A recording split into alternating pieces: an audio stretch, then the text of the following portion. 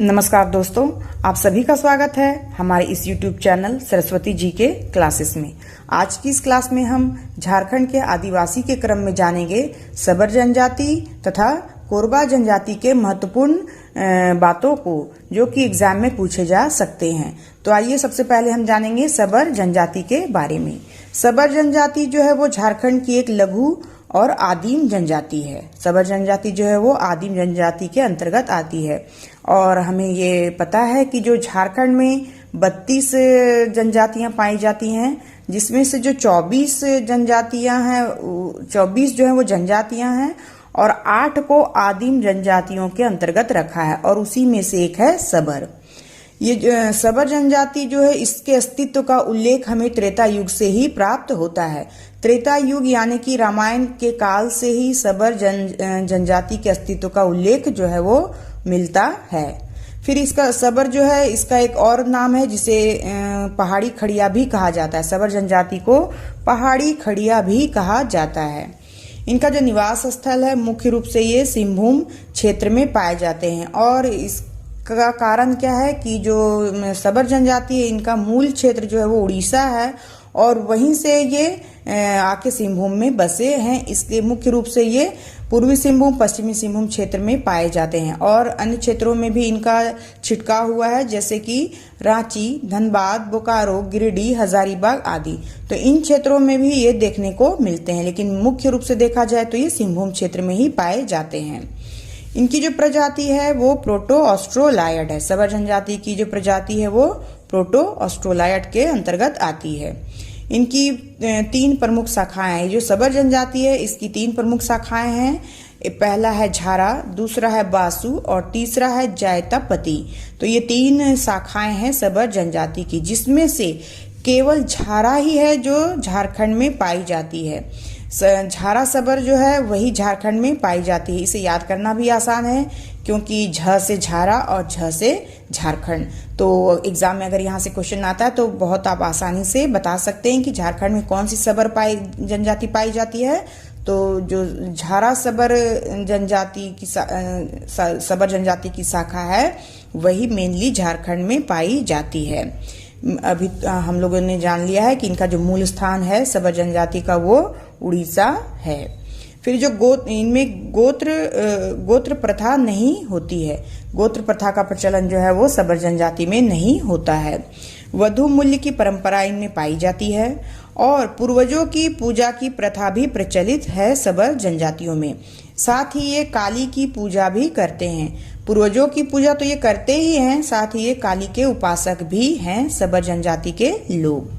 फिर ये जो पूर्वज हैं सबर जनजाति जो है वो अपने पूर्वजों को बूढ़ा बूढ़ी या मही मसान भी कहते हैं। अपने पूर्वजों को ये किस नाम से पुकारते हैं? तो बूढ़ा बूढ़ी या मही मसान। तो ये है इनके पूर्वजों के नाम। फिर ये जो पूर्वजों की पूजा जब ये करते हैं तो उसमें मुर्गे की बलि चढ़ाने की प्रथा इनमें प्रचलित है। पूर्वजों की पूजा में ये मुर्गे की बलि देते हैं।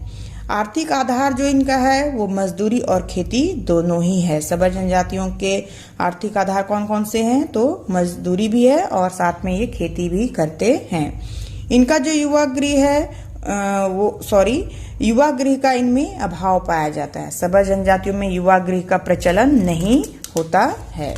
तो इसके बाद जो है वो है कि इनमें एक विवाह प्रथा प्रचलित है। सबर जनजातियों में एक विवाह की प्रथा प्रचलित है। साथ ही पुनर्विवाह की भी प्रथा है। एक विवाह तो प्रचलित है ही और पुनर्विवाह की प्रथा भी कहीं कहीं देखी जाती है। फिर इनका जो जनजातीय पंचायत है उसके प्रमुख को प्रधान कहा जाता है। सबर जनजाति के जनजातीय पंचायत के प्रमुख को प्रधान कहा जाता है। तो ये थी कुछ सबर जनजाति से महत्वपूर्ण बातें जो कि एग्जाम पॉइंट ऑफ व्यू से इम्पोर्टेंट हैं। अब हम आते हैं कोरबा जनजाति पर, यानी कोरबा जनजाति से रिलेटेड जितने भी महत्वपूर्ण तथ्य हैं उनको हम जानेंगे। झारखंड की एक आदिम जनजाति कोरबा भी जो है वो झारखंड की एक आदिम जनजाति है। प्रजाति जो इसकी है वो है प्रोटो ऑस्ट्रोलायड। कोरबा की प्रजाति क्या है? तो प्रोटो ऑस्ट्रोलायड है। इसकी भाषा जो है वो कोरबा है और ये ऑस्ट्रो एशियाटिक भाषा परिवार से संबंधित है, यानी कि मुंडारी भाषा का प्रयोग ये लोग करते। कोरबा या मुंडारी भी कहा जाता है, ऑस्ट्रो एशियाटिक भाषा को मुंडारी भी कहा जाता है। फिर है कि जो इनका निवास स्थल है वो है गढ़वा, पलामू, लातेहार, गुमला, सिंहभूम आदि।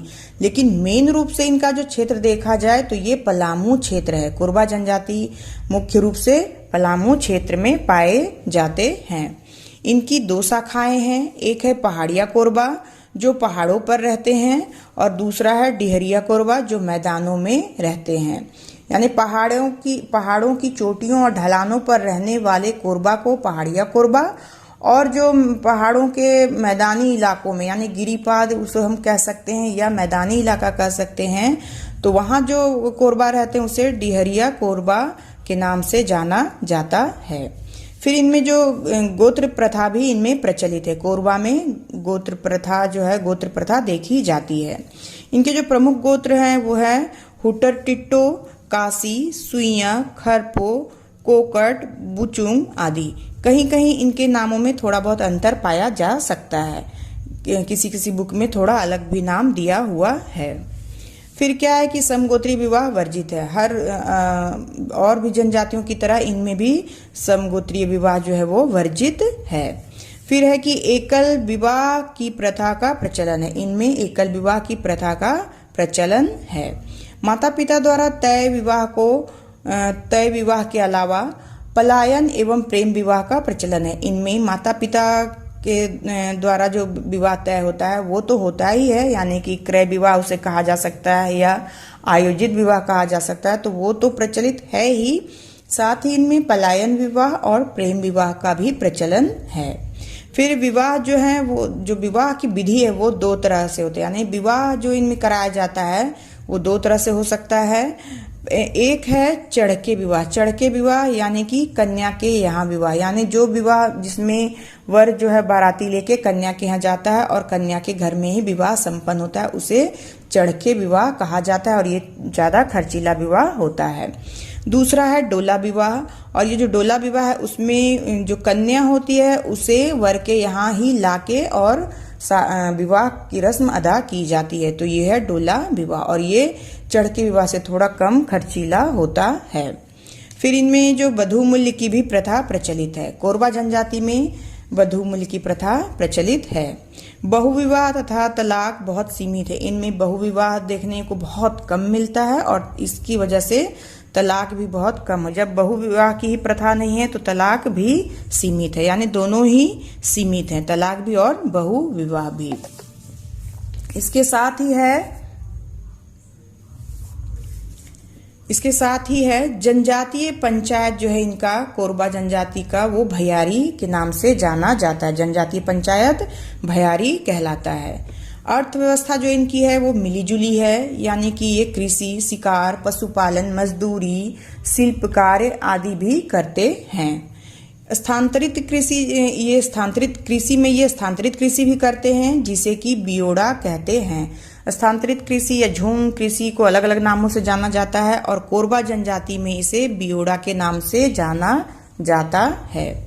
इनके जो प्रमुख देवता हैं वो हैं सिंहबोंगा, जिसे ये भगवान भी कहते हैं। अन्य देवी देवता में है धरती माई, ग्राम देवता, और ग्राम देवता जो है वो गम्हेल कहलाते हैं। फिर रक्सेल देवता हैं, जो रक्सेल देवता जो है वो पशुओं के रक्षक देवता हैं। इनके अलावा डरहा चांडी, सोखा आदि अन्य देवी देवताओं के अंतर्गत आते हैं। इनका जो धार्मिक प्रधान होता है वो बैगा कहलाता है। इनका धार्मिक प्रधान बैगा कहलाता है। तो इस तरह से ये थी कुछ महत्वपूर्ण जानकारियां सबर जनजाति से तथा कोरबा जनजाति से। तो आज के लिए बस इतना ही।